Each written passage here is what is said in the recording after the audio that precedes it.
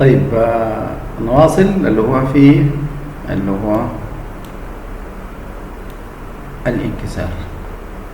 طيب عندنا السؤال الوارد في امتحان الشهادة بيقول سقط شعاع ضوئي من الوسط الأول هوائي إلى الوسط الثاني لوح زجاجي، وكانت زاوية السقوط 45 درجة عند السطح الفاصل، وكانت سرعة الضوء في الوسط الثاني 2 في 10 أس 8 متر على الثانية. أحسب زاوية الانكسار في الوسط. أنا عملت رسم تقريبي للحاصل اللي هو دي زاوية السقوط في، إذا اعتبرنا ده الوسط الأول اللي هو عبارة عن إيه؟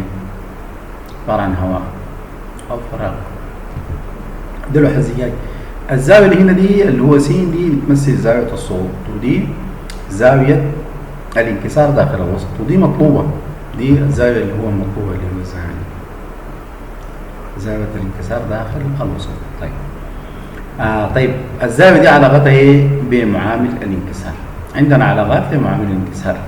عندنا هنا الزاوية في علاقة مع معامل الانكسار، وعندنا هنا السرعة برضو عندنا علاقة لمعامل الانكسار. نشوف معامل الانكسار أصلا بيساوي، ناخد المثال الأول اللي هو عين سرعة الضوء في الفراغ، سرعة الضوء في الفراغ على سرعة الضوء في الوسط.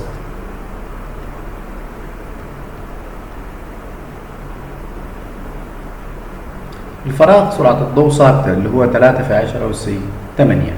من هنا ممكن العلاقة دي أنا أحسب منها معامل الانكسار. طيب إحنا عايزين الزاوية، لازم نشوف علاقة لمعامل الانكسار مع الزاوية. معامل الانكسار بيساوي جيب اللي هو الزاوية س على جيب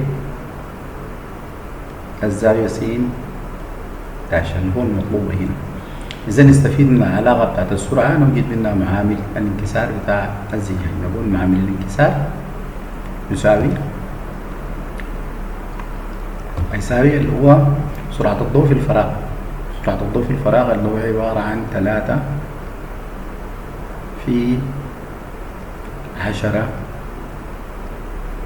أس 8 متر على الثانية، نقسم على اللي هو سرعة الضوء داخل الوسط اللي هو الزجاج اللي هو 2 في 10 أس 8 متر على الثانية.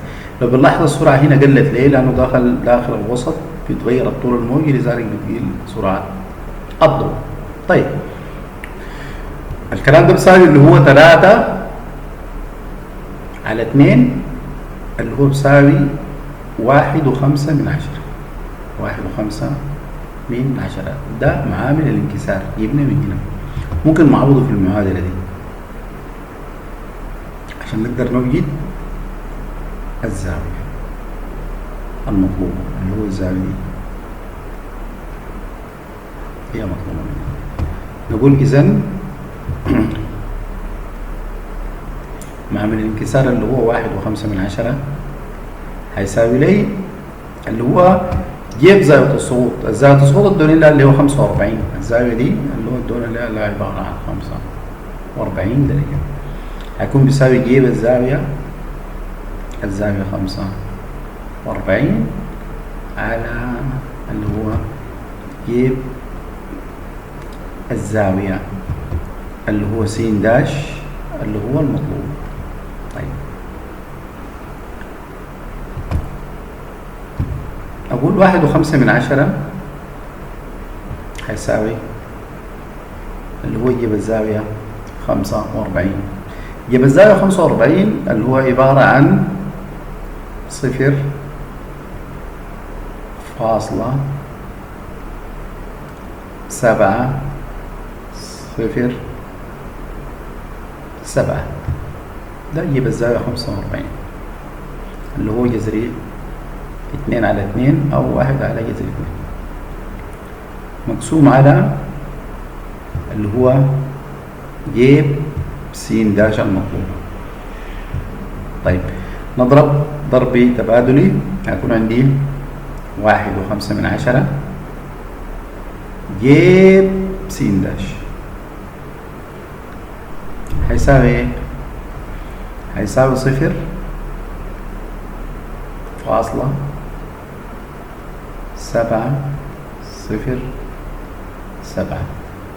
نقول إذن جيب س داش المطلوب مني يجيب الزاوية، دي ما الزاوية، يجيب الزاوية. يبقى الزاوية هيساوي اللي هو 0.707 مقسم على اللي هو 1.5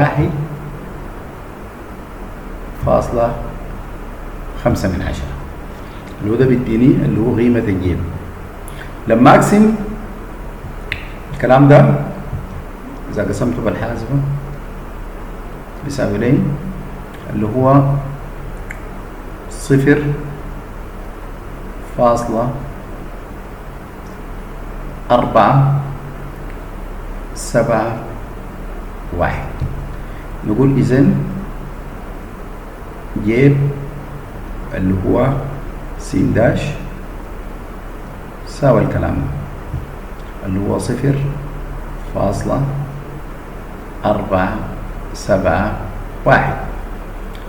نحن عايزين الزاوية ما عايزين نجيب الزاوية. نقول إذن س داش هتساوي هي الزاوية التي جيبها اللي هو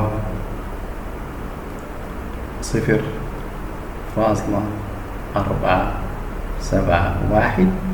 لما نحسبها هتكون س داش زاوية الانكسار داخل الزجاج يساوي تقريبا اللي هو 28 درجة. دي اللي هو قيمة الزاوية المطلوبة. ده حل. في حل آخر ممكن نحل عن طريق اللي هو إسنان أو نحل حل جبري بدون فواصل عشرية. نشوف الحل بيكون كيف اللي هو عن طريق قانون إسنان.